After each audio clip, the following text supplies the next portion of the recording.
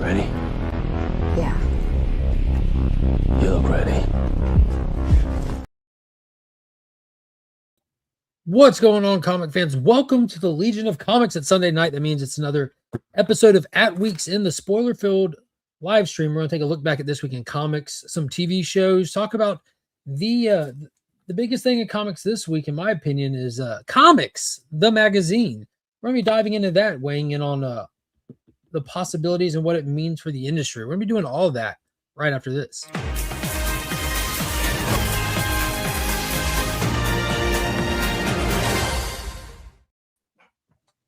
What's up, fellers? What's going on? Oh, hey, didn't see you there. Horny. Yeah. How are y'all doing tonight? Doing well, man. Doing well. I appreciate you letting us be on your channel every week, man. You're the nicest guy.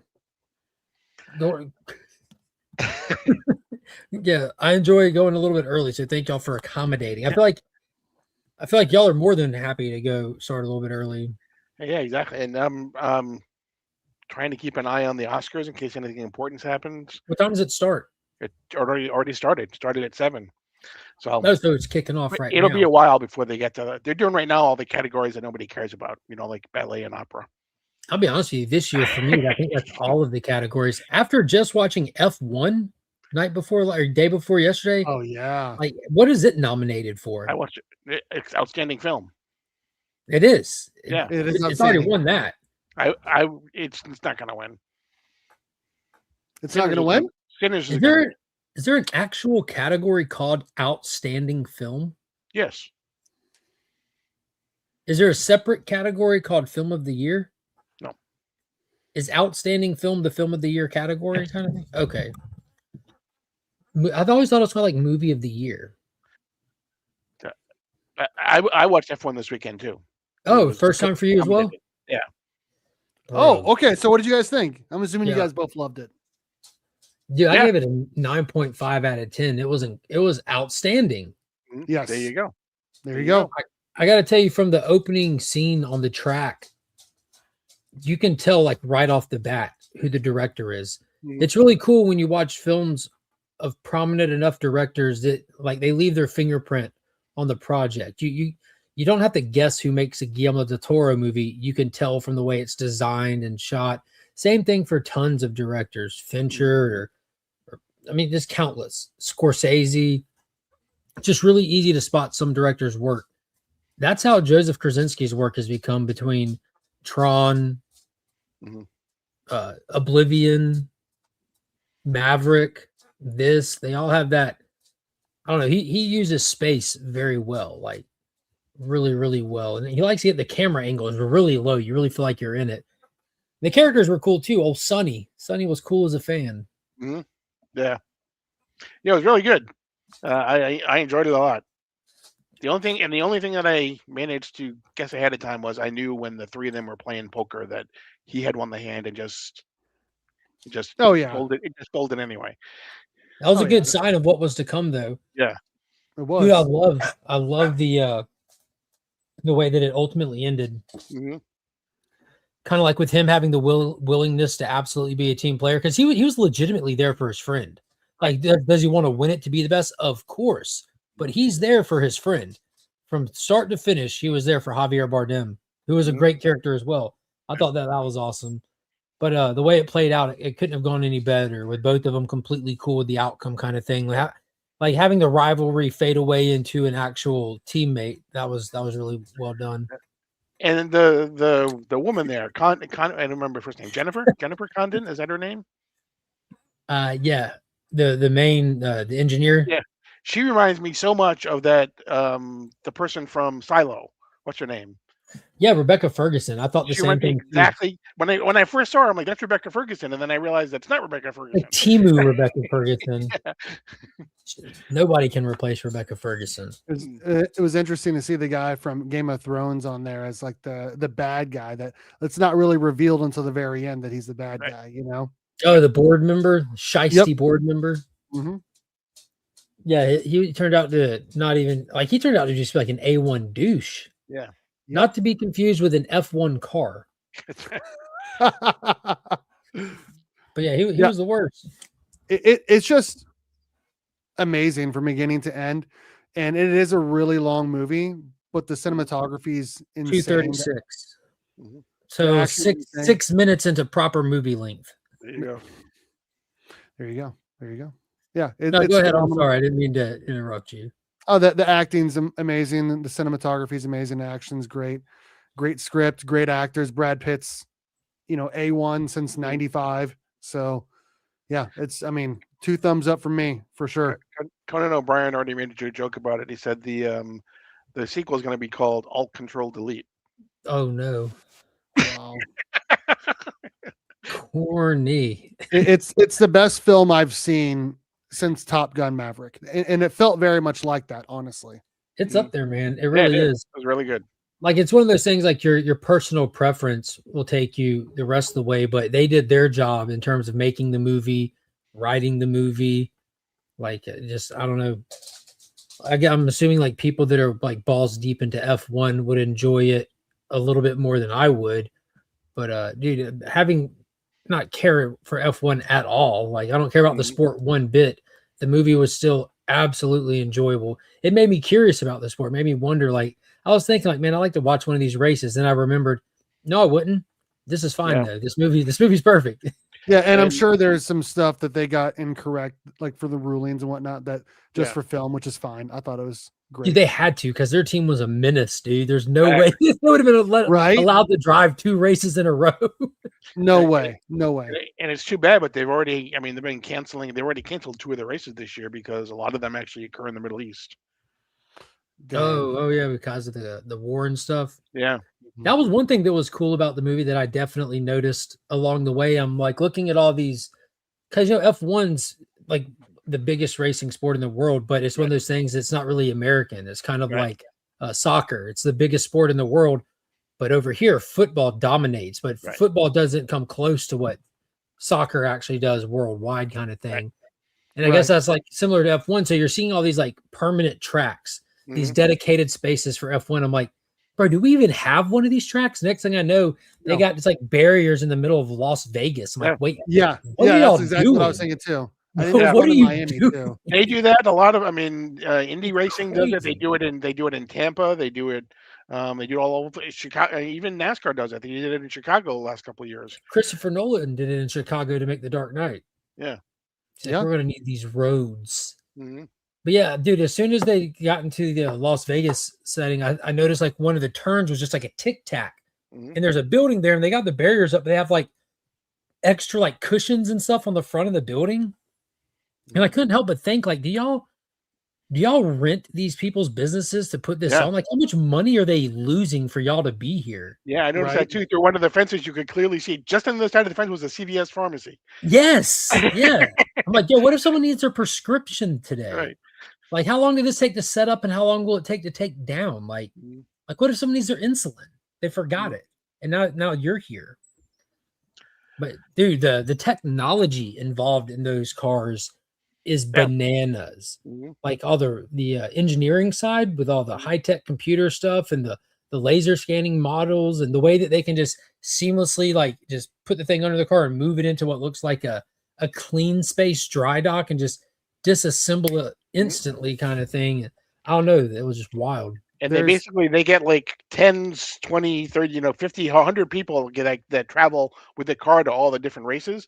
But then back at their shop, they have like an auditorium full of people that just have these screens up, that are doing all of the logistics and looking at everything during the race to transmit back to the people that are at the race. So sorry, Steve, I didn't even interrupt you. There's 3 races in America this year. There's one in Miami. There's one in Austin, Texas, and there's one in Las Vegas. All the others are in, Brazil. You got the dates on that? I do. What do you got? The one in Miami is May 1st through the 3rd. Oh my God, they shut down the city. The one in Austin is October 23rd through the 25th. And the one in Las Vegas is November 19th through the 21st. So that's a long season just branching those 3 races. It looked like it was February through December. or Yeah. November. So like it's 10 months out of the year, dude. Like that's That's wild. wild. Yeah, and Miami. when you think of it, I mean, it makes sense too because they don't go every single week for one thing, because they No, they do travel not. they travel to every continent for the most part. It's Whereas about NASCAR for the most part stays in North So there's like America. one race a month kind of thing. no, dude. There's okay. They do So more I than mean, one month, but yeah, it averages out to be about every other week. Though there are sometimes it's like multiple weekends in a row. right. It just depends. Jeez. There's one in Belgium. If your boy wants to go see it, There you go. July I'm gonna 17th message through the Bart 19th. right now. Like, do you watch F1? I'm curious.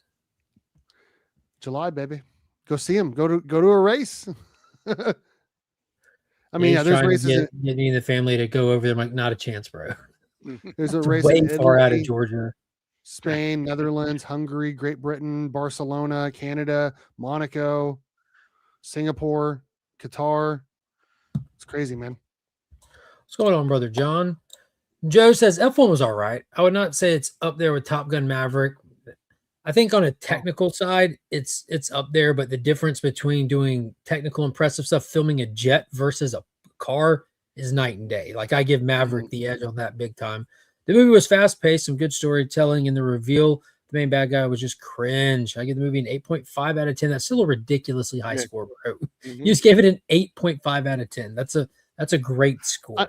And by the way, I'm not saying it's better than Top Gun. I'm just saying it's the best film that I've seen since Top Gun. Yeah, since I think Top Gun is a perfect movie. I rarely do it because there's always room for improvement, but I gave that movie a 10 out of 10. I remember when I posted my review for that, I just said, just put in quotes, the perfect movie does not exist. Top Gun Maverick, hold my beer. 10 out of 10. For real. For real, dude. It's amazing. It is. Yeah, that movie's an anomaly. And this guy's made 4 anomalies. Because I don't know if you've seen it, but Oblivion is dude up there with these 2 movies. Y'all know how I feel about Tron Legacy. For me personally, like I regularly call it a masterpiece in conversations about it. Like, and I think this fits. Bart said, "Movie in real life." I think it can get confusing. Yeah, but yeah, they called the act. I think the actual like on paper title of the film is F1 the movie.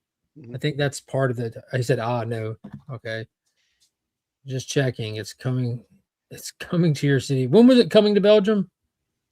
Yeah, give me a second. I know it's in July. Hold on. You said July. I think. Hold on. July 17th through the 19th. Yeah, he said his wife and dad does. It's a pretty cool looking track too. I'm not gonna lie. What Bart into what we're into, so I'm not surprised. He's like, nah. I'm gonna send you the link if you want to look at the schedule. It's in the week's end chat. Yeah, I'm just curious now. Like I said, like it just like I think that's like a sign of a good movie. Like it makes you wonder, makes you want to experience more of it. What else is out there? I said it's coming to Belgium in July. He said, I had no idea. Chad, what's up, dude? Chad, 90 MFC. This guy has been on the comic book YouTube since before I was, dude. OG. He's an OG. 90 miles from comics. Can you read his comment for me then, Steve? I do not know. I do not know what that means. Hold me now. I'm 6 feet from the edge. And I'm thinking, maybe 6 feet ain't so far down. Wow, dude, that's impressive. Good job.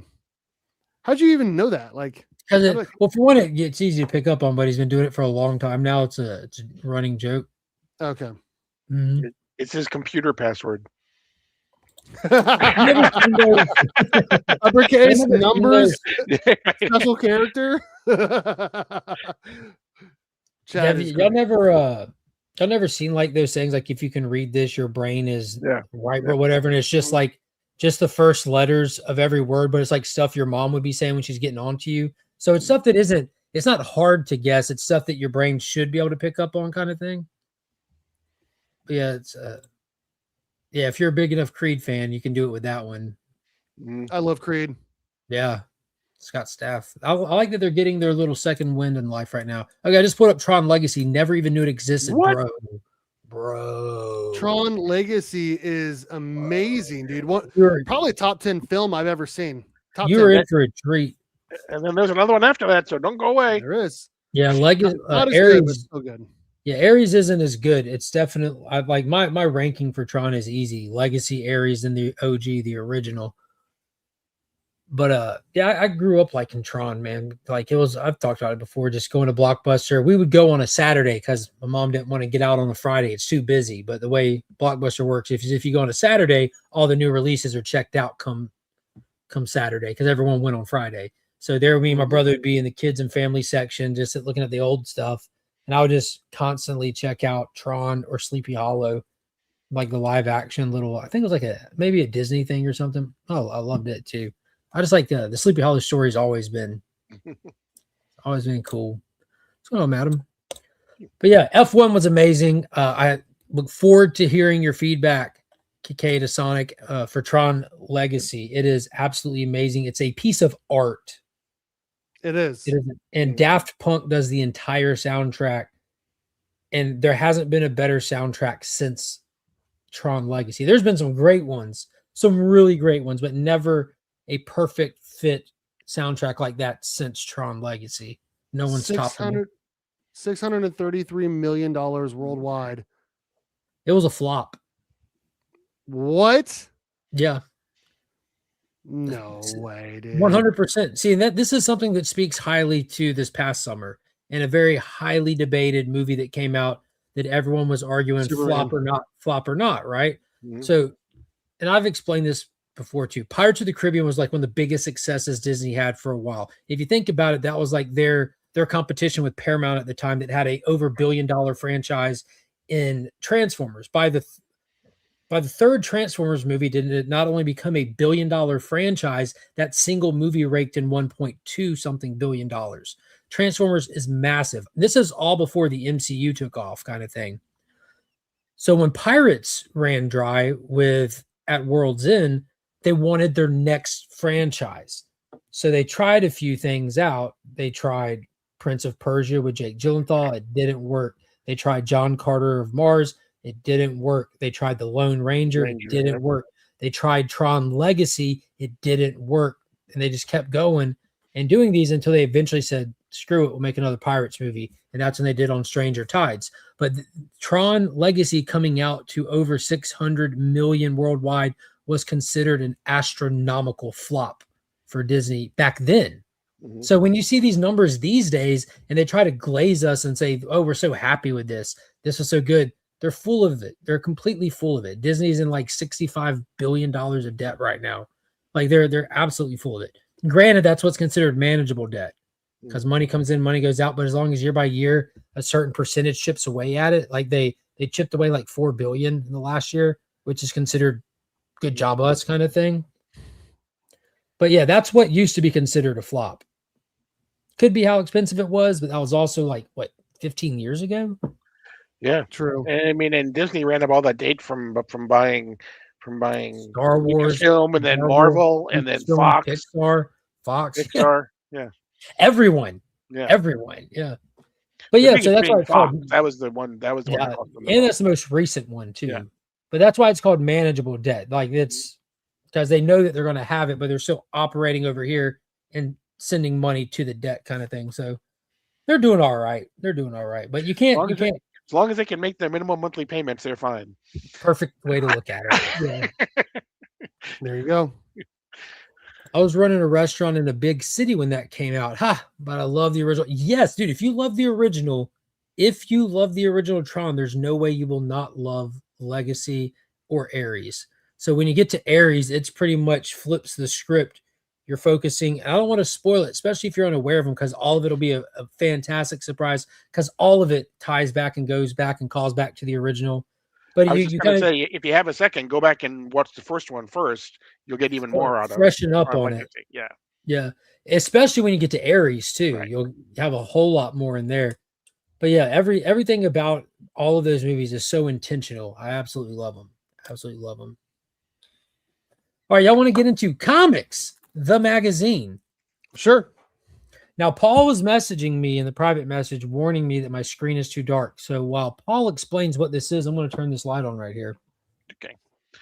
This is basically, for those of you who have been around long enough, you may remember that there was a little uh, magazine called Wizard, which basically kind of takes all of the different. It does some previews of some comics. It does interviews of comic creators. It does some rankings of comic creators and comics. And although it's not in this one, I wouldn't be surprised if at some point we get some limited price ranking as well. Of particular comics as well, but what the fair market value is for them as well, because that was a big part of Wizard too. But then, with the internet, maybe we won't. But I wouldn't be surprised, because there is a huge, not just this, but there is a huge desire for people to have physical things again in their lives, whether it happens to be vinyl or whether it happens to be, you know, physical comics as opposed to reading them online, whether it's DVDs, whether it's VHS tape, which is huge again. It seems like everything old is new again. People want physical things in their life. So getting burned by all this interwebs. Exactly. And talking about the physical aspect of it, they thought it through. They added the collectible element to this. For those that might not care too much about what's on the inside, they got the assignment right. They understood the mission, because the hottest thing in comics right now and for the past while has been Absolute Batman. And the cover of that's actually an original cover. Mm-hmm. Right. Original piece of art made for this book. It's a jam piece with Nick Dragotta and somebody Rico. So there's going to be the people that go out, hopefully the people that like rush out to buy copies of it because of the Absolute Batman aspect of it. Yeah, and I mean, it has all those things. If you're interested in it's relatively it's inexpensive compared to everything else that you might buy. It's under $3, except Spawn. Yeah, exactly. Except Spawn, right? Spawn will never be more than $2.99. But it actually does. It is kind of like the spiritual successor of Wizard magazine, because there's a lot of things that are very similar to what Wizard used to do back in the day. As well as original art on the cover, because they were known for that. I mean, they were things that you could have. We had Alex Ross did an original cover for Wizard. George Perez did some. Todd McFarlane did some. Most of the time they were original covers that they had on Wizard, and Wizard was pretty thick. And I used to love getting the Wizard magazine. Yeah, and there's elements of what you could expect from Wizard in here. At least this is off to a good start for sure. Because Wizard, you'd have a mix of things from interviews with creators to first looks on the set of upcoming movies and stuff. I remember being excited for the new Wizard to get in because I wanted to see the cover, because especially in the early 2000s, you'd get like a new picture of Kelsey Grammer as Beast, and you wanted to see how that was going to play out. And you get some cool photos on the inside. I remember the first time I got a good look at Ghost Rider's motorcycle was in the Wizard magazine and stuff, and they had the 2-page spread and just the bike and a picture and a shoot that was for that kind of thing. So there's really cool exclusive stuff. And I think that this book might have some longevity if it can pull off a little bit of that exclusive angle to it. Exactly. And I was just gonna reference that as well, because I mean, people say I can get all that on the internet, and you can, but it actually, broke a little bit of news as well, because if in the interview was with Scott Snyder and Nick Dragotta, they talk about there's a third act in the Dark Side saga, which is going to come in 2027. So they kind of, they kind of break that news inside the magazine. That's our absolute crisis right there. Could be, yeah. Do you guys see the classifieds in here? Yeah. Yes, the right-hand side, like the old school looking classifieds. Yeah, and I scanned the thing and I went to their site. Guess how much it is for to do a classified ad? It is $1 per word. Oh, that's not bad at all. So if you want to say subscribe to Legion of Comics and put your YouTube, I mean that's pretty cheap. $5. That's $5, dude. Yeah. I might do that. I might do I that. love I love the ones that they have in here, like, for sale, floating throne. Yes. The sandwich one was my favorite. There was 2 chicken sandwiches, 2 packaged chicken salad sandwiches. Right. I can't help but feel like that's AR that sent that in. Yeah. Oh, right. By They the said way, there was if you hear this, 100,000 AR, check your DMs. There's 100,000 total of these that they made for issue number 1. 100,000. Mhm. Yeah, and I think that's the fact that the book exists, right, is a good measurement for how healthy the market is right now. And I made a video on this and get into a lot of this stuff that'll come out tomorrow. But if you catch this live show, we talk about it here and now. But for years, I mean, Steve, since you've been into comics, people have had the conversations about like the market's booming, we're opening shops, and then as soon as COVID was over and the bubble popped, our comics dying and this and that. Those same conversations have existed forever. Oh yeah. There's nothing new about them, but I think like the coming and going of stuff like Wizard leaving was crazy, and some of that might have been a little presumptive by people to, that just getting everything on the internet, the phase and the shift over there. It takes a little while to realize there's still a market for physical media, and the market also has to show you that it can sustain it. With comics up like they are right now, them thinking, okay, well, we know enough people are going to the shop. Let's throw it out there for the people that we know prefer paper. It's the same thing with physical media. Disney stopped making physical media. Then after a short while, they're like, okay, we're going to make physical media. It'll just be more limited and you order it ahead of time kind of thing. They realized they were leaving a lot of money on the table. I always preferred Hero Illustrated over Wizard. They actually have like a history of They do. magazines in here, which was really cool. Yeah, I mean, Comic Scene was an incredible thing as well. I used to love Comic Scene. This is the timeline. Yep. It's of pretty the cool. comic book magazine. It's super cool. I knew that there was a handful. There's a couple of them that I was aware of, never really cared much for on my radar. But this is cool just seeing when they were released, how long they ran for, how many individual issues. No clue that there were so many. It was wild. Yeah, like Comic Shop News. Yeah, I never knew that it just started as a single newsletter. And still going. In Georgia. Dr. Knows in Georgia is where it started. I'll take credit. It's fine. There you go. Just a couple Georgia boys here. Yeah. And so there's a bunch of cool little articles in there. It's not all DC. There's independent stuff in there. Interviews with creators like Scotty Young, Kyle Higgins, two other people in the little Tony Fleeks. Blood of the Tony Virgin Fleeks. is in here. Sammy Harcum. Yeah, and they do, Dave Baker. picks. They do picks of comics coming out. Should we get into that? Price guide, and then we'll move over to the hold power. on. I want to say something at the very end here. They do their poll box power rankings. Well, we'll get to the power rankings at the end. Okay, all right. Because that's gonna get us into some contested territory. I don't understand it at all. I've got hot takes to share. Same. But yeah, Steve, you right before we went live, you broke it open because your stuff came in the mail today, and you had the initial reaction that I had. I was interested very much in their price guide because we live in an era where price guides are pretty much obsolete because of the internet. The eBay app, looking at the last solds, is pretty much a real-time price ticker. It's not the only place that people collect price data from, but for these smaller books and stuff like that, it's fairly pretty accurate. Now, if you're looking for like bigger books, blue chip books, these massive first appearances that sell at auction houses and on these specialized websites, that'll all get collected together and it'll be shared on places like Cover Price, Go Collect, GPA analysis, and all that stuff. But how useful is a monthly paper price guide when they have to sit there and put together data, decide the data, print the data, ship the data, put it in people's hands? It's old data at that point. So I was super curious about that. And your reaction was exactly mine when I looked in here at what they do. I was shocked, but also not shocked that it's sponsored by CGC. And it's a short box 100. So like, I'm assuming that means it's like sales off of short box, but very shocked to see that it's sponsored by CGC.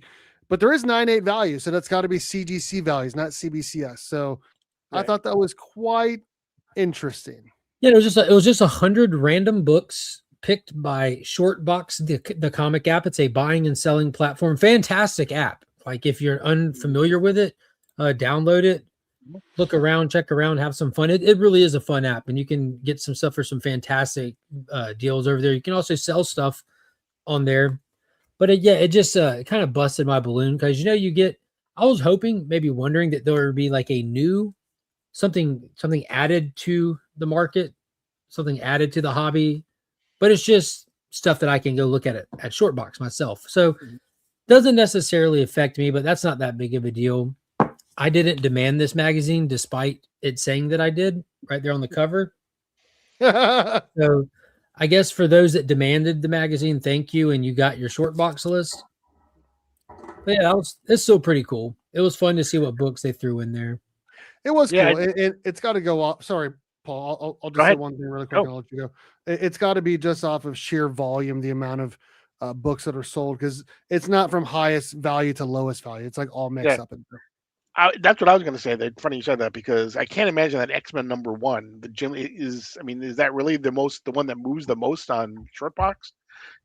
I can't believe it is. But to your point, I think the only physical price guide that we still get is Overstreet comes out. That's the only thing that they do, and I think most people nowadays, for the most part, probably get it for the different covers that they have. They want the they just had the Tarzan one this year. Yeah, exactly. Yep. But things like this big this year, I'm like, dude, yeah, that's or crazy. because they're completists and they have every Overstreet going back to whatever it, however long it goes, they go back. But yeah, I did notice the Tarzan one too. So yeah, I know you mentioned it, but yeah, it has like their top pick comics, not necessarily new comics. I guess they have staffers. Yep. Pick some books out. Their #1 pick is the upcoming Lobo #1 that comes out this coming week from Scotty Young and Jorge Corona. So there's some cool stuff in that. I like seeing like staff pick kind of stuff. This is funded by ads, so that's how we get these low prices on it. There's tons of ads in here, right, as it should be, because it feels like you're flipping through an actual magazine. Yeah. But then you get to the good stuff. Y'all ready for the good stuff? Let's hear it. Ready. We're getting into what's called the power rankings. In the back of this, they have numerous top 10 lists, from titles to publishers to artists to cover artists, interior artists, writers. And it is controversial, to say the least, if you ask me. I was looking forward to opening this thing and just sitting back and smiling with glee, looking at DC dominate all of these charts, since DC's been dominating all the charts for the past 18 months strong. Yeah, me too. I was like, the math doesn't work. If they have, 6 of the top 10 titles, how are they not #1 in the top 10 publishers? Exactly. But I'm sure they either go by total dollars or total numbers printed or whatever. And because Marvel, yeah, exactly. They claim that they're getting the data from point of sales purchases, and people are lying, because if they're that's buying, what I said. they're buying everything else, but they're saying Marvel's #1, then they're being disingenuous. Yeah, they're very disingenuous with this list. So much so that they have The Amazing Spider-Man as #2 in their top 10 titles. When we checked, I think last week, Steve pulled it up, or we were on a stream or something. You pulled up, and Spider-Man was #13 in the rankings. Yeah, it was. He's been like that for a while now. Like Ultimate Spider-Man is doing good, and Absolute Everything is beating it. KO is beating it. Batman Proper is beating it. So I don't know when their cutoff point for this was, but something that made me question the cutoff point is, if you look over at the top 10 writers, Denny's Camp is the #1 writer. What is Denny's Camp doing? I don't know, but I gotta go. I gotta go pick up writing- my kid. But if you guys are still live in 30 minutes, I'll jump back on. All right, homie. He's Bye, guys. writing Absolute Martian Manhunter, and he's Right. writing Ultimate Ultimates. the Ultimates.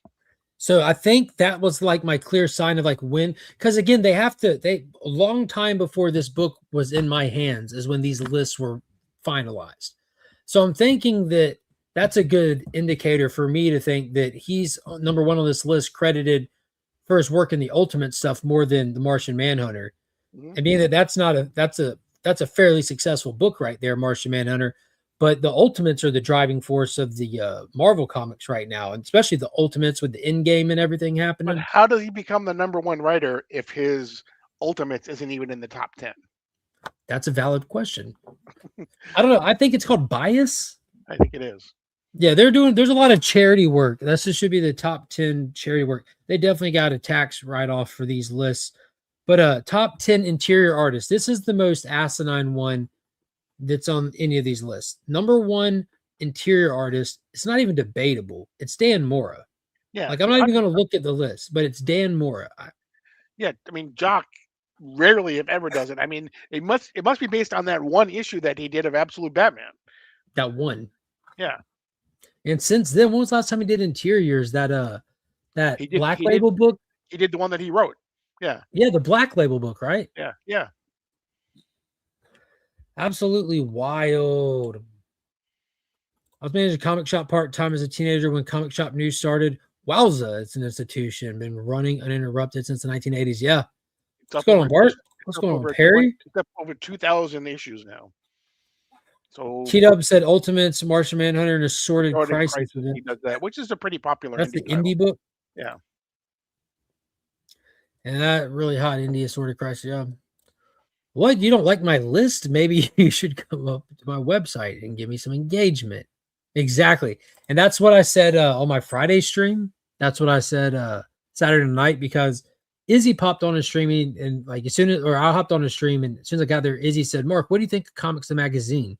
And I promptly told him, "I'm not telling you because you're not going to steal my opinions and share them in your own video and claim them as your own." But then I said, "I'm just kidding, Izzy." And I told him. But right here, this was the dead giveaway. And I talked about it on Tuesday, my new DC Day stream. They put up all these rage bait lists, these absolute rage bait lists. And it says, surprise where your favorite title creator or publisher lands in the top 10. Ready to dispute our findings? Comics the Magazine wants you to voice your opinion right in. Letters at comicsmagazine.com. Let us know where you think of this month's standings. So it feels like a paper version of engagement farming, which I kind of appreciate them doing that. I think it's pretty cool. I think it's very dishonest of them. But looking at dudes, massively dishonest of them. Like, how is Jordi Belair #6 on this list in front of Rafael Sandoval and Marco Cinchetto? That's yeah. What has Jordi Belair even done since Yara Floor? I don't know. Exactly. Hayden Sherman at #3. That's going to ruffle some feathers for cover artists and interior artists. That's wild. Interesting list for sure. But yeah, for the top 10 publishers, Marvel, DC, Image, those three should always be 1, 2, and 3. IDW, Dynamite, Boom, Titan, Keenspot, Dark Horse, then Mad Cave. See, it all looks like it's in order, except that 1 and 2 slot. Right. The top 10 titles is baffling me, though, with Amazing Spider-Man at #2. Just one of these things is not like the other. Right.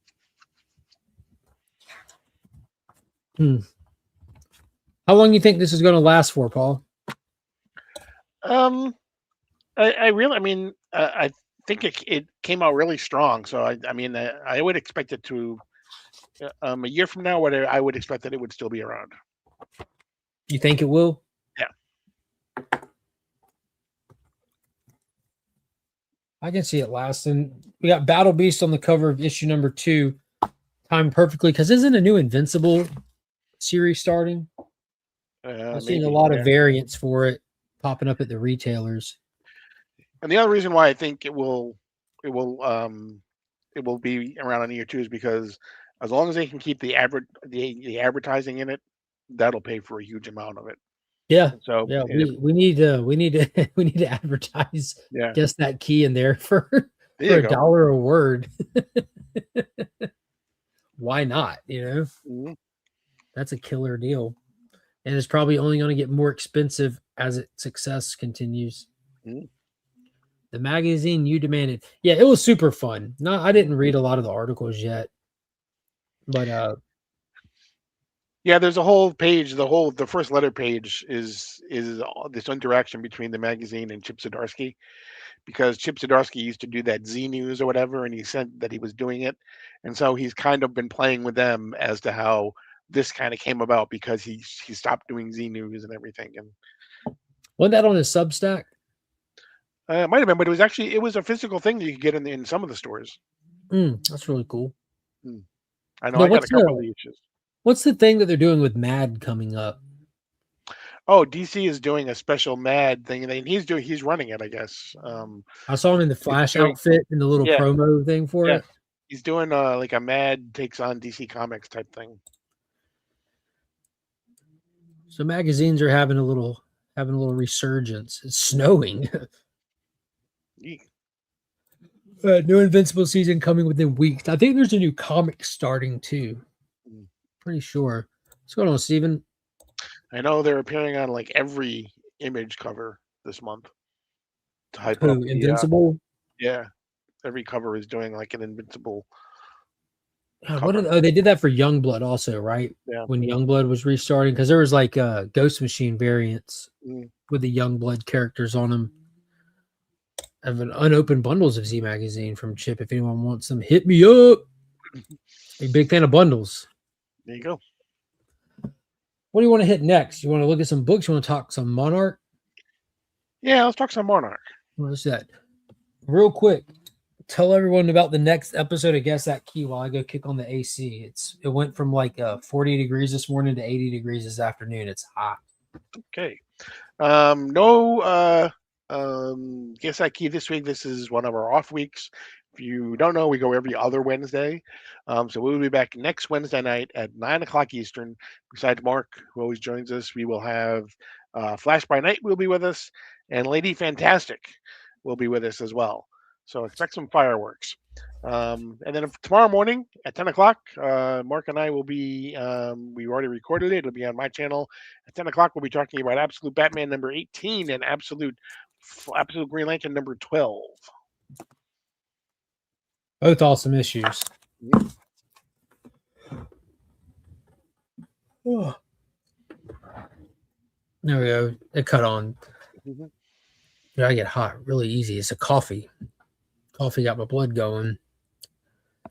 Worst episode of the season of Monsters, but thank you guys for recommending it. 9 out of 10 show. Oh man, we're gonna get into it. So far out of this season, episode 3 was the least climactic. The first episode started with a huge bang. The second episode was pretty fast paced. It was a chase the whole time. That's resolved for now. Titan X crisis of it, like heading straight toward a large group of vessels, was diverted.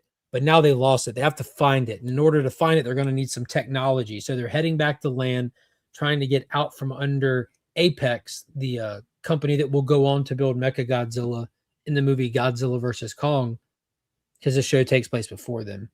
To try to squeeze out from there, and the Randa family of cheaters heads out to go collect all they're all cheaters, Paul. All of them. Like, literally, they're cheaters in more way than one. All of them, man. It's crazy, the family drama with these people. But they're going out to go get some technology that they have that they are hoping that can call a Titan.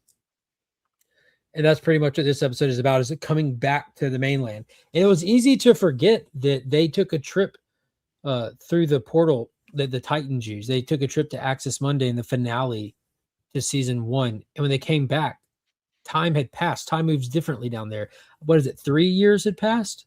I think so, yeah. So you get some like homecoming moments with like Kate going and seeing her mom, who she hasn't seen in years. Like, wasn't sure if she was alive or dead. And then you have their grandma came back with them, who's like their age now, because she went into the portal when she was young and everyone else kept aging and she didn't. So you have some of the dynamic of that and everything. But ultimately, I really like the episode because, for one, we got that cool scene that made the thumbnail, and kind of adding to the mysterious lore of Cacao is what the locals called it, but Titan X with the little scarabs. And we got some major like potential lore hints in this. One of them being the orb that they want to go get. We know that it was like an orb, this technology thing that they use to open the portal to get down to Axis Monday where the Titans come and go through. But there's also other devices that Daddy Randa, because you got Grandma, Daddy, and the kids now, but Daddy Randa had been working on, and all this stuff is like off the book stuff that he does. And it's very similar to the God's Eye, which is ultimately what they use to power Mecha Godzilla in Godzilla versus Kong. It's made by Apex. It's what they tried to pilot him, and it was like Ghidorah's running through it. Really made by Apex, or was it stolen by Apex and actually was? Yes. So we're kind of getting the what I feel like they haven't directly said it yet, but it was kind of like with season 1. They didn't say Apex yet, but remember before they renamed the company, like, yo, this is Apex. Like, this has got to be. But I feel like this is literally the birth of Mecha Godzilla we're looking at potentially. There's also some other cool Easter eggs, like when Kentaro's ex-girlfriend, who's the hacker, was on the computer. You have all kinds of names on it, including Tom Hiddleston's character from Kong Skull Island is like confirmed to be in London in like the 1979. So there's potential other stories that we can tell or do. I know that they do have the comic books for the MonsterVerse stuff that they deal in from time to time. In the flashback stuff, we ultimately got what we've been expecting to see for a long time with May and Lee Shaw. They had a fling. They had their one night fling kind of thing. Yep. And it was revealed why Bill Randa, John Goodman's character from Skull Island, you have the young version of this, ultimately why he ran off and left his kid, and he pretty much let himself go, got lost in work, and just left his life behind because he found out through a letter that was written and left behind years after May was gone. wrote for Lee. Kiko, yeah. Yeah. Saying that I love you, but I don't love you as much as Bill, and we can never do this again. I love you, but Bill has my heart type thing. Yeah. I would be crushed too. I would look like John Goodman after that happened to me. Lucky for him, they were both presumed dead at that point in life. Right. But I still would feel awful. I would feel awful. One battle after another main focus was black women sleeping with white men. What? The main focus? I'm not a fan of that movie. I thought that movie was dog awful. I thought, like, I don't know, there's no redeeming characters in it, so it wasn't fun. And the story was just awful. Like, it's like, let's make a movie about Satan versus Satan. I don't give a shit. They can all go to hell. You know what I mean? Like, that's how I felt about the movie. And it felt like a gimmick film movie. Paul Thomas Anderson could do a lot better than that. It was every high-end actor's worst character performance of their careers in that movie. I didn't like it. Godzilla next episode, Monarch's next episode has to have Godzilla in it. It's been a long time since we've seen him. I agree. Maybe it will. Because, there's another thing, Paul, that device that Apex stole, what were they calling it? That a monster beacon or? Yeah, I don't recall. Yeah, they're trying to turn on a beacon to call the Titan to it. There's a downside to that. When you turn it on, it's not necessarily focused on the Titan, and it can call anything to you.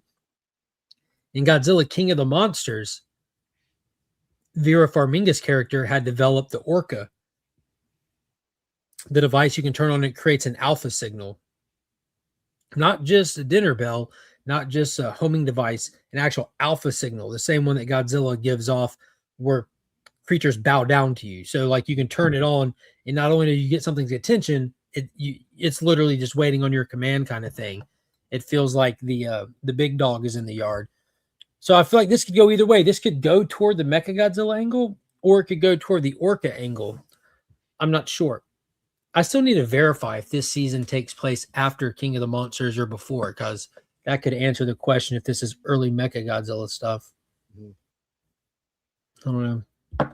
Well, what was your overall ranking on this one? I think I would probably give it a 7.5 or an 8, somewhere around there. That's fair.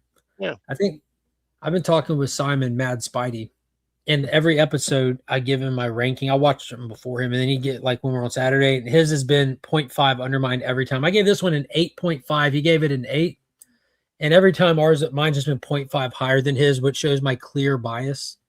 I'm like, that's perfect. we're tracking parallel though. This show takes place in 17, so this is still just after the first G-Day when Godzilla first is found out about by the public. G-Day. That was 2014.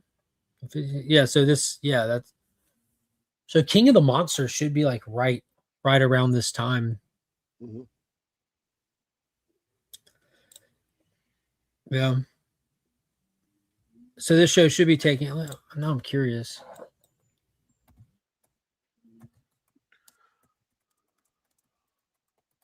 Yeah, this show definitely. Oh wow, King of the Monsters didn't come out till 2019. Man, it moved fast after that one. And the other, 2016 and 2019. So yeah. So you still got a little while between the events of this movie and the next one. Now you did say that, because I never went back and read it, but you did say that there was spin-off stuff talked about. Yes. Yep. Supposedly it's going to spin off the young Lee Shaw is what the. That's interesting. Mhm. Like before he got with Monarch, because I don't think anyone would care. Right. I'm guessing, yeah. Because there is a gap too between when Kiko falls and when he just continues working with Monarch. Because remember, he takes those trips in the 1960s down into. Yeah. So the internet says the series takes place after Kong Skull Island, but before Godzilla King of the Monsters. And it has Lee Shaw in it. It does have Lee Shaw, yeah. Or you're talking about this show or the prequel show? This show, the Monarch. Yeah. But I'm saying like where in between the movies. This takes place after Godzilla and before Godzilla King of Monsters. Right. The series takes place after Kong Skull Island, but before, which is 1970s. Correct. And before Godzilla King of the Monsters. 2019. Yeah, that's a big gap. Yeah, I just didn't know when they came back up from the portal if it put us on the other side of King of Monsters. That's what had me thrown off. But yeah, Burke said 2017 is the year in the TV show. Mm-hmm. And as far as I know, the TV show season 1 kind of confirmed that they're using the release dates of the movies as like the actual in-show continuity. Mm-hmm. Yeah. Well, I'm excited for more. I'm definitely expecting a big episode out of the next one. Not necessarily bigger than 1 or 2. You know, that those are pretty large scale episodes. This is a lot of stuff they do with it. But I'm expecting the big guy to roll up at that point. Season 1 had Titans in every single episode. It wasn't always Godzilla. You might have the Frostvark or the creepy crawlers or whatever, but you always get something in them. It's well balanced, as all things should be. Like Steve's pull list. 90% DC. How it's done. There you go. Yeah, if you're not watching Monarch, check it out. It's on Apple TV. Most underrated streaming service in existence. You want to look at a couple of these books? Sure. A couple big things that it wasn't a huge release week, but there's some big things that are happening. This is our first week post DCKO. So a couple of things are happening here. We've got the aftermath effect, going through the title, seeing what the world looks like. The reign of the Superboys is kind of like the tagline on all the super books across the board. Aquaman, the title has not changed its numbering, but the title has changed from Aquaman to Emperor Aquaman. And then more malarkey. Yeah, we got we got Guy Gardner Monk. Yeah, so I was about to say, I think we're going to start with those two. Green Lantern Corps and Aquaman, because that's where we kind of see our effects, the aftermath of DCKO. And I'm thinking that it's looking like, like with absolute power, having all the heroes' powers drained, and when the powers went back, some of them went to the wrong people, and you have like Lois had powers, Zod was missing powers, XYZ. That doesn't seem to be the case where everybody is affected by this. It seems like only the characters that were participants of the tournament Right. are affected by this, Mhm. which I Right. thought that was kind of smart right there. Right, because they all have interacted with Omega energy, and so that's why. And one of them has got a little touch of the alpha energy too. Yeah, exactly. Yep. Yeah. But Green Lantern Corps number 14, DCK ordained. What'd you think? What's going on here? What do we got? Why is Guy in a robe? Because it seems as though all of the entities kind of worship him now. Yeah, all the ring slingers are worshiping him because he can see the entities. Right. The what's called when you die and come back? Reincarnated. The reincarnated power battery entities that perished in the events of the Starbreaker Supremacy story are all back because they're beings that cannot die. So they're all infant size, and not only can Guy see them, he can hear them. And the only reason he's able to do this is because he interacted with the Omega energy. And is he the one that they said alpha energy as well? Couldn't remember if it was his or Aquaman's. I think it's his. I think it's his, yeah. Yeah, because he has traces of the Omega and the alpha energy in him from being in the DCKO tournament, is gave him this little bonus powers. So he doesn't like it. He likes it at the same time. He's very annoyed by everyone, kind of not everyone, but this group of ring slingers worshiping him. He's very annoyed about the entities chirping in his ear. But at the same time, he's got a big head. He's loving the attention. But Jessica Cruz eventually calls for him and says, "We got to go handle this stuff. Heard you can see and talk to the entities. That could come in handy. Put together a team. We're sending you out to address some things." And he puts together a really cool hodgepodge team of different lanterns and stuff, and they head for the Manhunter's home planet. We also get a nice little Game of Thrones map of Oa. Oh yeah, the theme music just played in my head. Yeah, it's pretty cool. Yeah. Because each of the entities or each of the color has their own designated place that they live in on Oa. But yeah, it was we get to see the Manhunters again. We get to see John Stewart all powered up again with Parallax. We see Parallax in this? Yeah. Oh, the entity. Okay, dude. When you say Parallax, I think of how actually asks the entity to inhabit him instead of Sinestro's kid, right? Right. Or Sinestro's old lady, whoever it was. Correct. So yeah, we have Parallax entity imbued John Stewart going into the next issue, a cliffhanger with them battling the Manhunters, the Manhunter planet. I'm excited to see where it goes. I want this title to intertwine again. Mm-hmm. I really enjoyed pretty much just getting 2 Green Lantern issues every month when it was going back and forth. But yeah, we'll have to see what's going on with Hal after the events of the last issue. And the next issue with Hal is 800, right? 600, I believe. 600. Yeah. How is it only 600? That's crazy. 200 issues behind the Flash. Right. They don't count the first series, which the Flash did count the first series. I'm about to say, why not? But yeah, I mean, it only ran for like 30 some issues, I think, the first one.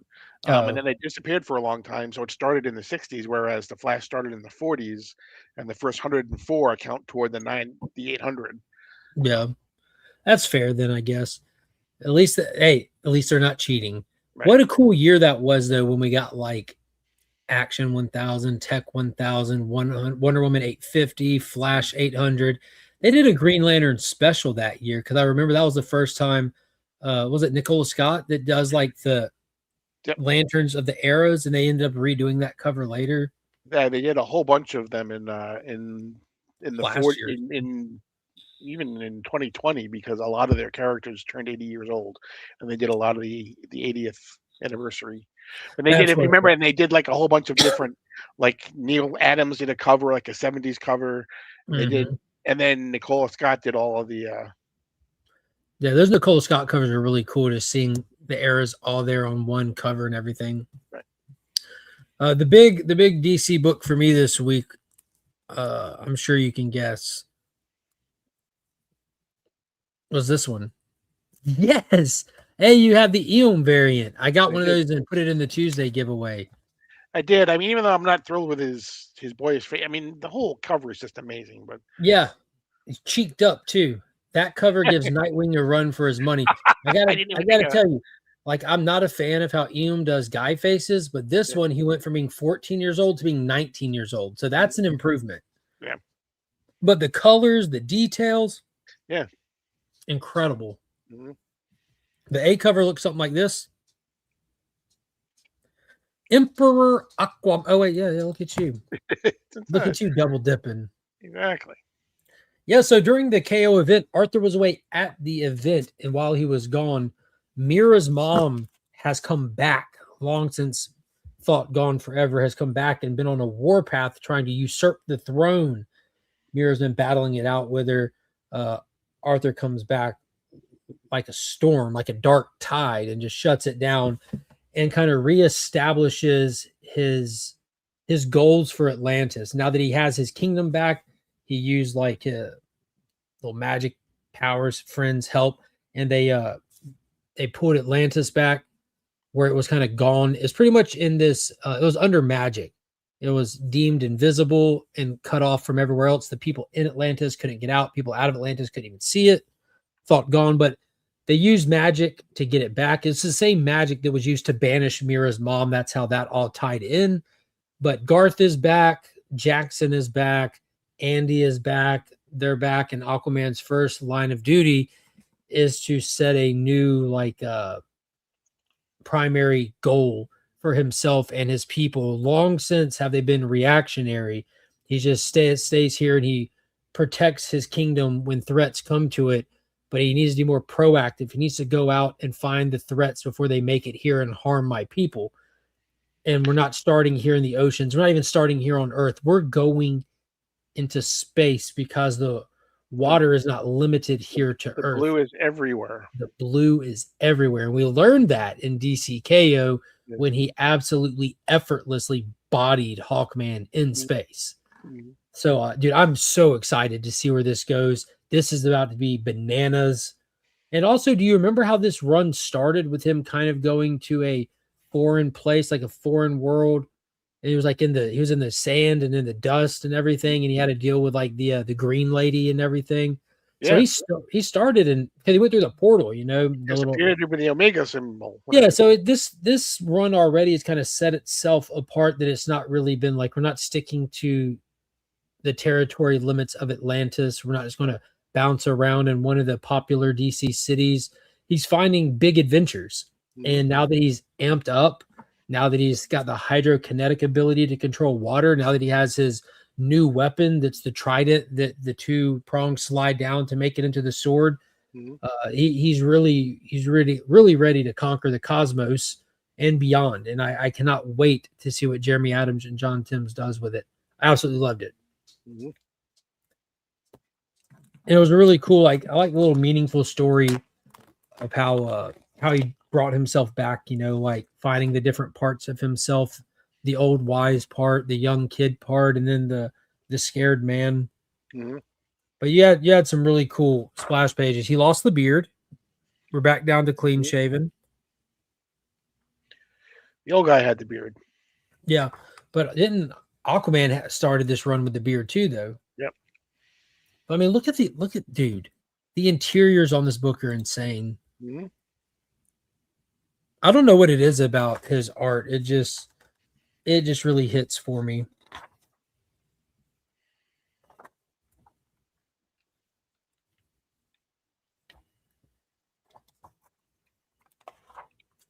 I wanted to find another one of these bigger pages. Did you ever think Mira was going to take out her mom? No, not really. But yeah, that's amazing. He looks Atlantean, you know. He looks like Poseidon, like the way that he draws the individual hair and stuff. It was just, man, if you haven't been reading Aquaman, you can jump on with this issue. Across the board at DC right now, anything that came out this past week or next week, you can pick up that issue and start a story right there. K-pop Demon Hunters just won its first ever Oscar. Suck it, Sony, for giving it to Netflix. Yeah, they really missed out on that one. That movie was money. Dude, James Cameron loves it. Like someone asked him, you seen any good movies? Like this movie about these singers. They fight demons and sing K-pop. It's fantastic. It starts humming one of the songs. What else you got over there, Paul?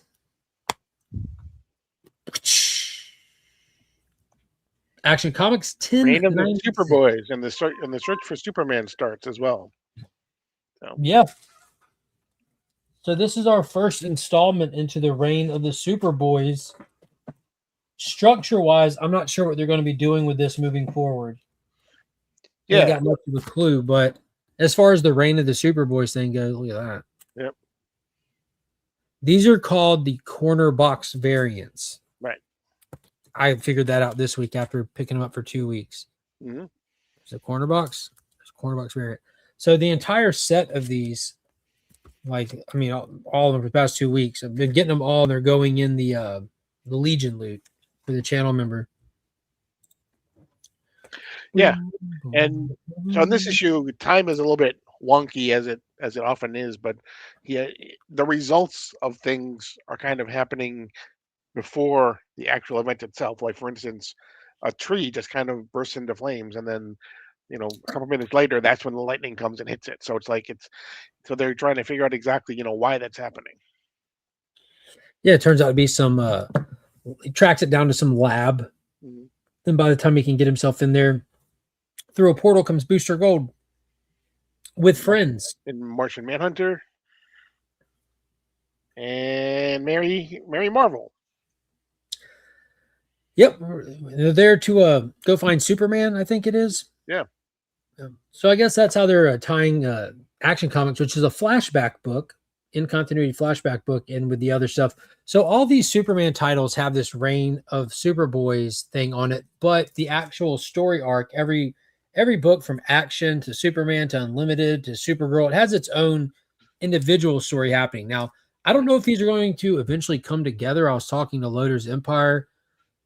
They asked if there'll be a collected volume for the Reign of the Superboy stuff down the road. And I said, I'm not sure, because right now you have like 6 super titles that really don't have anything to do with each other directly, except they're putting Reign of Superboys on them. But I don't know if that'll change down the road. I had to guess, and this would just be a guess, is since Superman is away and missing, there'll be some sort of special down the road that will bring all of these titles together to finish up the search for Superman. That would make sense. But yeah, it was just another straight up fun issue of Action Comics. Well, I feel like it was like it's kicking off the story arc. So the next issue is going to be a blast because Booster's there. So that's going to be a fact. Supergirl this week. Now, I don't pull Supergirl, but I was curious and I got this for the giveaway. So I'm like, I have a copy. I'll check out the Reign of the Superboy stuff in here. She has to go into the bottled city of Kandor to go deal with some stuff. And there's a bad guy, Kandor girl there that doesn't like Supergirl, and they're slap fighting or something. That's about it. The one to read is Superman with Superboy Prime. I'm very, very excited for that. Dude, I'm stoked for that. What's going on, Sledge? Said streaming time changes. Screwed me up. Now I won't know what happened on Monarch. I'll get caught up next week. Yeah, we went through Monarch and talked about the new Comics, the magazine. Always check it on the rewind. Yeah, the Sunday night's going to be a little subjective in the time frame for the next few weeks. Might try to do it in the early afternoon next week. We'll see. We'll see. That's why it pays to have that notification bell on. Follow me on the social medias. I post up on there before we go live too. The next issue of Monsters came out. Are you reading this still? I am, but it won't arrive until my monthly one comes along. Well, I would give you the synopsis, but you know how disjointed this book is. That's almost impossible. Right. But they did a 3D cover with glasses. Picked up one of those. But dude, I actually enjoyed this because it's a little bit meta. You have the detectives that pop up that are investigating something. We're not sure what, because they just pop up at random things. dude, this book is very, very. I don't know how to say it. It's all eye candy. That's really what it is. It's all eye candy. Yeah, and this issue is interesting because these detectives go to this house. Mad Hatter happens to be there, and he's like, "Oh, I've been the one stealing everyone's hearts, talking about killing people, taking their hearts." I'm like, "Is that been a thing that's been happening?" Because so much other stuff happens, I couldn't even remember if that's a thing that's been happening, but apparently it has.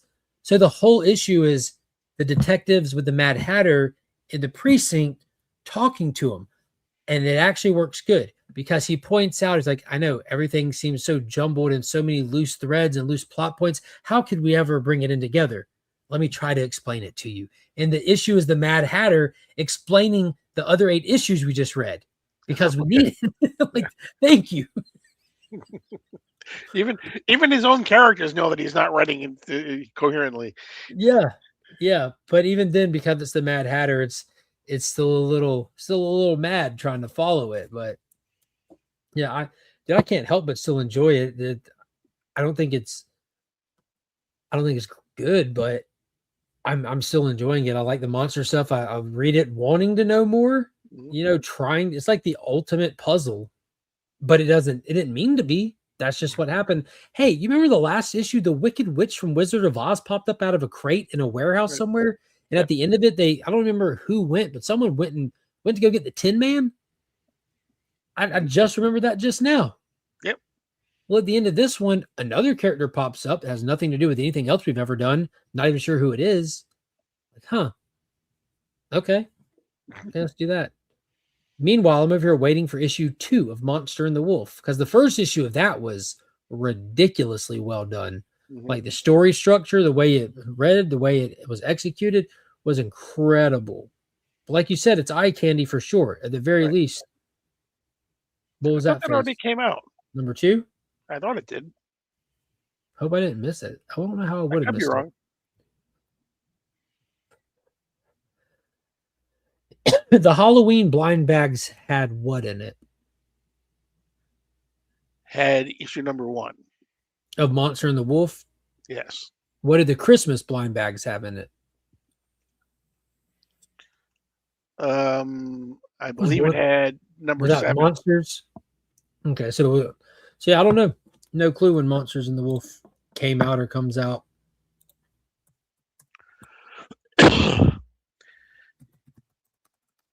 Monsters and the Wolf number 2 came out already. When? Now you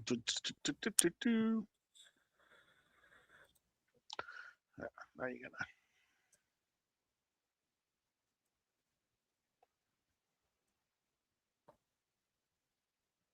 Says it came out November 7th, 2020, but there ain't no way. No, it didn't come out. That's when it was probably solicited, but. And that's got the Keen Spot logo on it too. I'm looking at the wrong one. I mean, it's got the not Keen Spot logo, the came out on January 14th. I don't see it on League of Comic Geeks.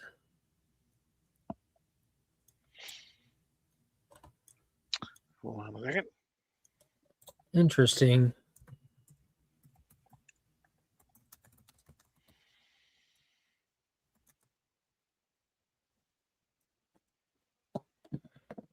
Wait, I do have. Oh man, it popped up for a second. Came out on 1/14. I do have this book with him. Oh, I did read that. That was the all black and white issue. Yeah. And I even have the creature variant for it too. I got the A cover and the creature popping up out the water. I did get that. So I'm waiting on issue number 3. Yes, that is set for April 15th. Hold on, Johnny. Set for tax day. Oh, he teaches drums. That's pretty cool. Nice. The Christmas ones had different covers. All for number 8. Okay, cool. Yeah, I knew one was Monsters and the Wolf and one was Monsters. But yeah, good stuff. Man, you got anything else you want to hit on? Any other big news from this week? It was small release week. I've got a couple of indie books that I haven't read yet. I got my Kong Skull Island book, issue 9 of Space Ghosts. Mhm. And I have this here that I'm keeping here until December. There you go. Because that's probably, you know what, the next one will probably release right after that. So Yo, I'm looking forward to those number zeros with the Unbelievables rebranding the Family Odyssey stuff. I hope hope they don't go crazy on us. Yeah, I think it's only a 3-issue miniseries Yep. also. exactly. Yep. Yeah, I like Mark Spears stuff. I noticed that he kind of stopped in the most recent stuff I've seen him post. He kind of stopped doing all these like highlight neon filters. It's like more just like realistic skin tone and colors on stuff. It looks really cool. It looks really cool. I like when he does DC covers. I like him to those trading card covers are cool, like the retro trading card covers. I haven't been picking them all up, but I like when he did like the connecting cover Green Lantern with the whole core on there. I got those. I like his John Stewart. Yeah. The absolute connecting covers. I think I got those and gave away a set, and also got the foil ones. And then I sold those semi recently, I think. Yeah. I was talking to Paul earlier today. I might turn around and sell one of these sets. I don't sell a lot of stuff, but these things are worth so much money. It's kind of ridiculous. Between just two of them that I have, it's $500 on like the affordable, like the acceptable pricing, not price gouge, but pricing them how I price things, like at the bottom end. Like, I mean, it's kind of reckless not to sell them at that point. Like, can you buy these in a trade paperback? Mhm. Can you imagine getting one of those? It would be like this thick because of the cover gallery in the back. Exactly. That'd be nuts. Creature was in a woman's bathtub water with its hand sticking up as a homage to the first Nightmare. Yeah, that was in the bags. Yeah, I remember that. That was a really cool one. Yep. Really good stuff. Well, that's all I got, man. All right. You got anything else you want to hit? No, I don't think so. No, that's it. We got out of here relatively good time. A little bit over an hour. Just now 8:30. Kids aren't here. I think I might try to go finish watching that Wrecking Crew movie with Jason Momoa and Dave Bautista. Yep. Started watching that last weekend, but the kids kept coming back inside. I'm like, pause. So they go out like play. They come back in, pause. They go back out, play. Then they come in like, I'm hungry. I'm like, okay, stop. And then, but I got through some of it. Might go try to finish that. What do you got? What are you planning on watching this week? Now that's I am going to watch Gunslingers this week. Are you? Yes. You're not saying that joke. You're not. No, I'm going to, because there's no Star Trek anymore. There's you're not pulling my chain. The only thing I'm watching on a weekly basis right now is Monarch. Everything else has ended. So I will take some time this week and watch Gunslingers. Dude, good luck. Good luck. Is it interesting, this book? It says Bible. You should try it. Read it. It's good. I'm looking for. Just remember, you're watching it to be amused. That's all. Oh, I know. Absolutely. Yeah. Yeah. What'd you? I didn't get around to the Star Trek finale, but what'd you think? Episode. I really liked it. I really did. Yeah. You know, they brought all the things together, all the stories together. I don't want to say they didn't really set up. I mean, the setups for the seasons are kind of built into the fact that they're in a school. You know, the year 1, year 2, year 3, year 4. So I would definitely watch Gunslingers 100 times before I watch one battle again. Yeah. Guy who wrote it just won an Oscar. Gunslingers, impressive. Yeah, exactly. Yeah. Paul Wesley Anderson. Paul Thomas Anderson. Sorry. Yeah. This is just charity awards. Like, this is just sniffing your own farts awards. It's not a well-written movie. Like, I don't even know how you can pretend that it is. That just blows my mind. Did you watch it? No, I did not watch it. Dude, it's like there's some stuff that I'm just like, it felt like I was watching like the Daredevil Born Again all over again, like where someone's driving on a road. I'm not talking about a normal road in a city, out in nowhere, 2-lane road, just desert hills kind of thing. You're driving, and then a guy who is like an entire half a country away, he's like, I'll go find him. I'll get to the bottom of this kind of thing. Then it's just behind him in a car, and shooting at him. Like, how did he get there? How did he know where he is? Like, none of this makes sense. This is stupid. Like, it's a terrible movie. It legitimately is. I don't understand any of the hype around it. I think it's one of those, and I'm not going to pretend like it hasn't happened to me, where I feel like I've been like swept up by the hype of something. And then as time goes, I'm like, this isn't actually good. Like, how did I think that this was good? You think you're supposed to like it. You think you're missing something, or that's what this movie is. This is an Academy glazing film that people think they think this is what's good, even though they don't think it's good, but they think they're supposed to think it's good. It's one of those situations. I've been there. That's the only reason why I can point it out, because I've been the victim of such a thing. Strong first season. Looking forward to the traditional third season Star Trek letter writing campaign. You won't get a third season, AR. I'm telling you right now. I told you this show's getting canceled at the start. This show is already canceled, but they can't tell you it is because they filmed 2 seasons in one go. They can't announce that it's canceled until they get the second season rolling, because they would kill any kind of traction it has. You'll see.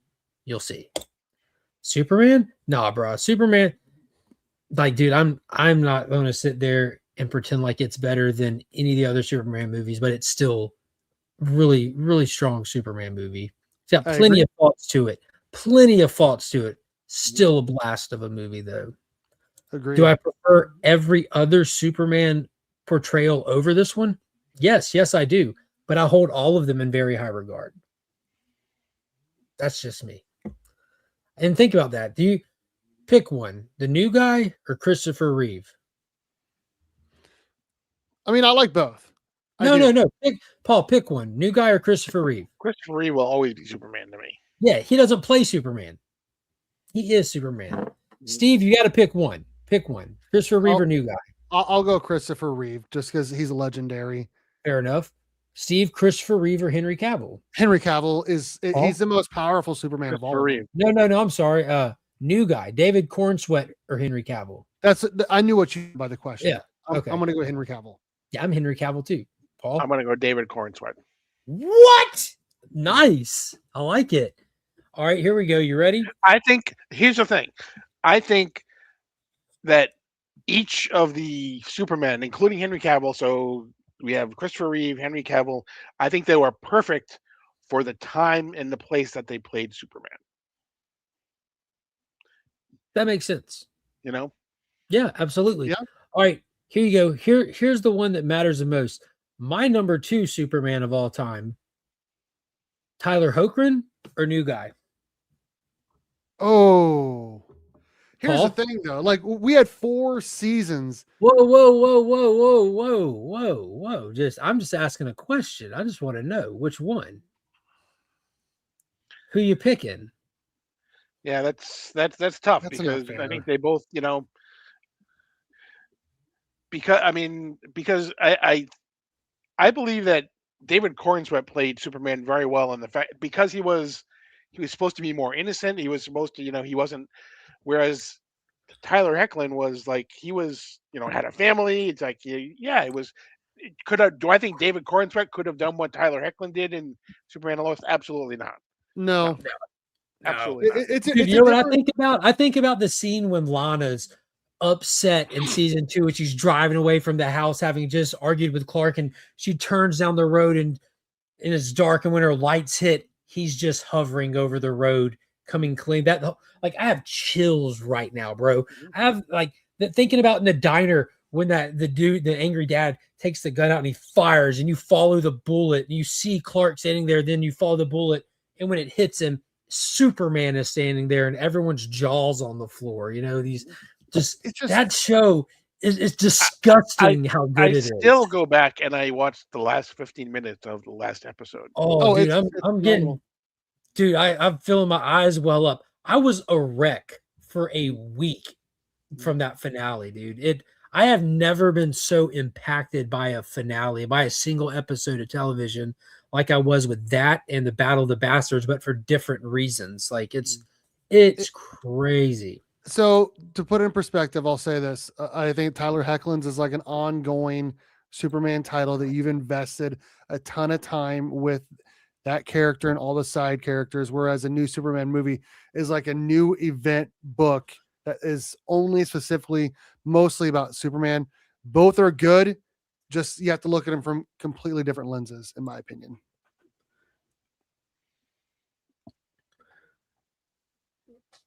Oh, I do enjoy it.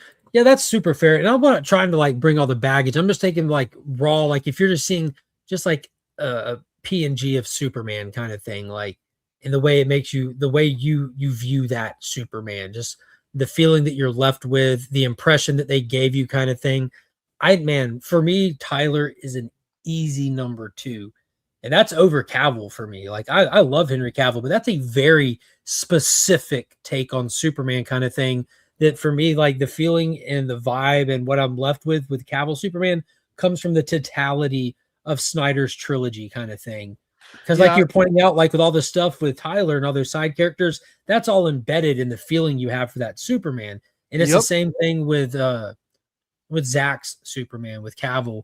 But here's what I want to know: Brandon Roth from Superman Returns or New Guy? Oh, New Guy. Okay. Corn's wet. Yeah. So this They're is this good. might be a They're hot both take. good. That the opening scene with the airplane, though, that is a top 2 or 3 Superman movie moment of my lifetime. Now, I might have a hot take here. I'm taking Brandon because I think like to me, he was just the continuation of Christopher Reeve. He really shocked me with how he could bring that. Now he's not Christopher Reeve, but I'm still just I guess the way like maybe because like you pointed out, Steve, how it's so new and it's like an event book kind of situation. Yep. I don't see Superman when I see New Guy. I just see Really? David Cornsweet. Yeah, and again, I also think that you have to look at each of them was designed to play Superman at a different point. I think one of the reasons why Hecklin was so impressive was because he played Superman as a father, and a husband, whereas the other groups, the other people didn't, and so that I think to Steve's point, I think you got to look at him through a different lens than you do everybody else because they're playing Superman at different points, they were asked, I'm assuming by the director or whatever, to focus on different aspects of Superman. Yeah, and, Yeah, there's and a as lot a of father myself, like I totally gravitate toward Tyler Hoechlin more because that's a part I am in my life. You know what I mean? Obviously, like Mark is too. Mark even I more think than that's a huge impact, and also some of the storytelling that took place in that.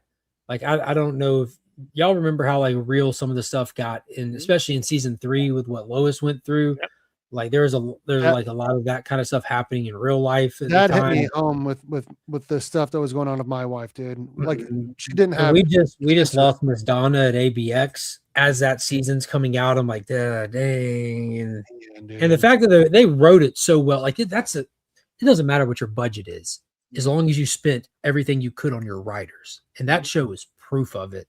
Because that when he had to carry Lois home, drive her home and carry, like, dude, I broke down watching that show like more times than I can remember, dude. I'm like, this is nuts. This show, it just has no business being that good. And I didn't even watch him in Supergirl. I never saw a single episode of Supergirl with that actor Superman. I know it's a different Superman, different multiverse, all that stuff. Right.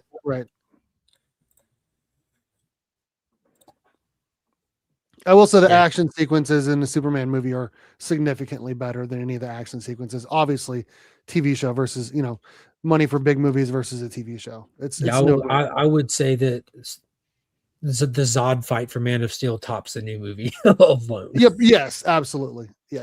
Of course. So does the Doomsday fight. So does the Steppenwolf fight. So does the Rebirth fight when he fights his own homies when he still hasn't got his bearings back. I like Zach's cinematography. I like the choreographer he has. I'm a sucker for that 300 style because he really introduced it to us in 300, carried it over into Watchmen and kept it going. But dude, you can see his signature, his style bled over into so much stuff after him. I did. The ending was about perfect, man. Oof. Not very many endings of shows do you feel like they stick their landing. That is the one exception I will say. Like most shows, I'm like, man, that finale sucked, or that season sucked. That show stuck its landing. It did. And then getting to see them in the Superboy suits at the end, I was like, oh, Yeah. Yep. oh, nasty. Yeah, it was good stuff. But yeah, Nasty. yeah, I appreciate you popping back. We're heading out. You got anything else you want to hit on, Steve, before we bounce?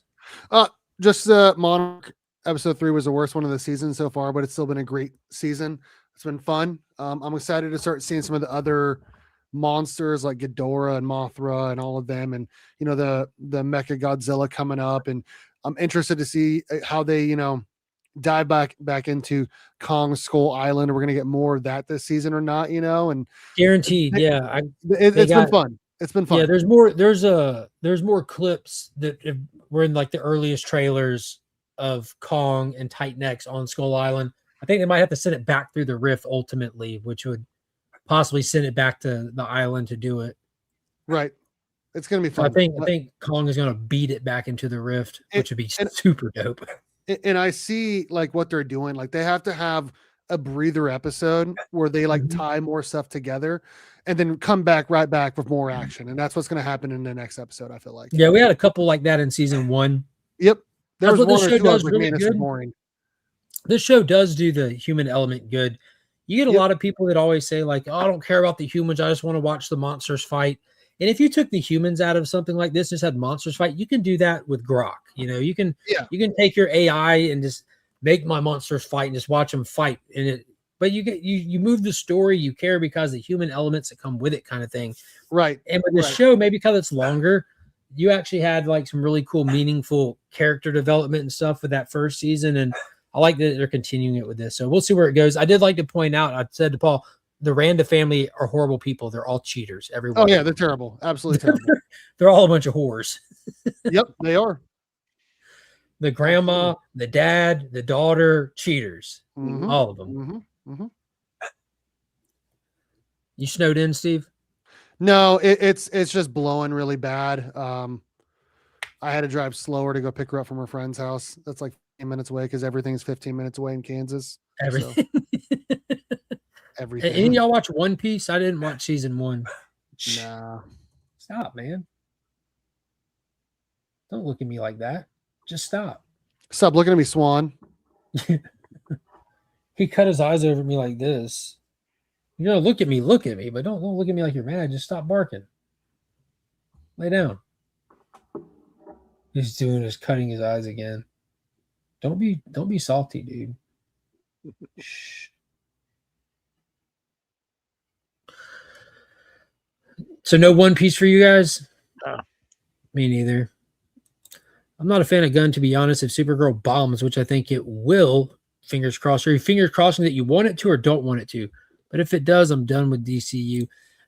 I don't know, Johnny. That's kind of not a. I think it's been a rough holdout at the front end if you're not like a fan of Gun style, because that's all we've really gotten so far. But the whole announcement was like we will have a variety of writers and directors, and I couldn't be more ready for them. And I was kind of like taken back seeing the Supergirl trailer look so Guardians, knowing that it's not a Gun movie. You can tell like he had such a big influence in the directing of it, even though he's not directing it. Or maybe that director just wanted to carry that style over. That could have been his choice. All that to say, we have Clayface and Lanterns that are completely devoid of the tone, style, feel, budget, anything of the stuff that came before. And moving forward, the Gun will be on Superman, and that's it. And everything else is a different writer, director. So really, dude, Supergirl is going to be what it is. I love that story. I'm highly skeptical because I'm like a huge fan of the book, and I want that cosmic true grit Western as it's supposed to be. But even that being said, the story does have some really fantastical cosmic moments that would look very Guardians of the Galaxy, even in that book with Bill Quest Everly's kind of pastel colors and stuff. For example, if they do the comet scene, it would be the most epic, spectacular, colorful, galactic moment you've seen in a theater. If they have the balls to do the comet scene, I don't think they will, but that was a great scene in the book because I just read it the other day. I just read it. Yeah. Comet wasn't playing. No, and we found out later it's an actual dude. Yeah, well, that's known lore. Yeah, known lore. That wasn't unique for the book. That was fun. Dude, he went ham. He did. He did. You think And that? See, my thoughts early on, Steve, was that they're not going to have Comet in the movie, but Lobo is going to be filling story void. Like, Lobo was an idea for the original script of the Tom King book, and he didn't use him. It doesn't Okay. mean that there wasn't going to be Crypto, but Comet. It's not going to be one of one. They've added Lobo back into it, which is cool. But I don't know if we'd even have time to do Comet. There's a lot of Right, stuff that we're not right. going to have time to do. They're not going to get to everything. They're just not. No. And I don't like that Krim, the bad guy, has been turned into like this bald-headed face tattoo with all the he just looks like a pirate. Like a mutant pirate. When in the book, this dangerous, sadistic bastard is a beautiful dude with like perfect hair and a beard, and he looks regal. That adds to his threat level, in my opinion. Not just like he looks like a traditional throwaway movie villain now. He looks like a lackey. He doesn't even look like the big I just don't bad. understand why they did that. Like they should have just made him be human and just look normal and Dude, the actor that they cast is a good-looking dude. He's that guy from the Old Guard. Like, you could have just let this guy wear his normal face if he can grow a little beard. Oh yeah, Matthias Schoenaerts. Yeah, like he looks like him, like on face, like just standard. Like, why didn't you just use his normal? Yeah, give him a little sash, a sword. Yeah. I gotta watch Old Guard too. That just reminded me about that. Still ain't watched that yet. The first one was dope. Yeah, they turned him into a Ravager. Hopefully, Supergirl will be better than the Marvels. I'll check with Drew later. Yeah, because Drew knows all, I guess. Yeah, no, Drew's like just as much as I'm a diehard DC sympathizer. He's my Marvel sympathizer buddy. Tune in on Friday mornings. He's always on panel with us. We have a blast. We have a blast with arguing. Supergirl looks great from the trailer. Lanter's like, meh. Definitely excited for Clayface. I am excited for Clayface. I am excited for that. Paul, we ain't really talked about that much. What do you think about Clayface? I'm still waiting to see. I mean, I'm cautiously optimistic, waiting to see the first anything from the movie. What's the budget on it? Like 40 million? They kept it super low. I'm not sure. Look it up. I think it's going to be 80. It says 40 million approximately. Okay, so 80 with marketing. Yeah, I mean that's right around. I said 30, so a little over that 40. That's right around where it needs to be, man. Yeah, that's like what they spend on a single episode of Game of Thrones. On an episode with no effects. Yeah. I mean, look at the actors that had in that show, though. Especially after look at the sets, look at the costumes. 7 seasons. The amount of and the amount of workers they had on that show with the costumes. And the House of Dragons will be here before you know it. Steve, you watch House of Dragons? Oh yeah. Hell yeah. We'll definitely be talking about that. All right, we're about to make like a baby and head out. Hope everyone has a good day. Be sure to hit the thumbs up before you head out. Subscribe to the channel. Hit the join button. Got the Legion loot coming up. Got all those and there'll be a lot more. Got a stack. How many are there already? 1, 2, 3, 4, 5, 6, 7, 8, 9. Like 9 or 10 of the corner box foil variants are ready and more to come. Boom. Yeah, gonna be good stuff. That's gonna do it. All right, everybody. Peace. Let's go with this one.